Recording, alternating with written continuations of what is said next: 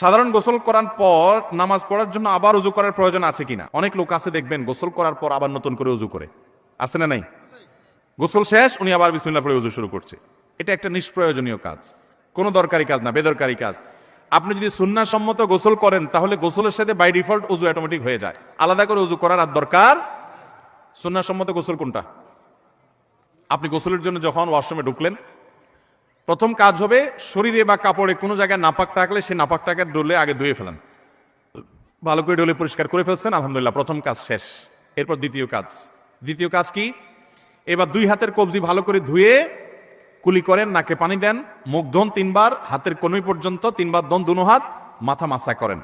উজুর সব কাজগুলো শেষ, শুধু একটা বাকি আছে, পা ধোয়া। পা ধোয়াটা থাকুক বাকি। এবার আপনি মাথায়, কাঁধে, শরীরে পানি ঢেলে গোসল করেন। ওয়াশরুম থেকে বের হওয়ার সময় 2 পা একেবারে পর্যন্ত, টাকনু পর্যন্ত ধুয়ে এরপর আপনি বের হয়ে চলে যান।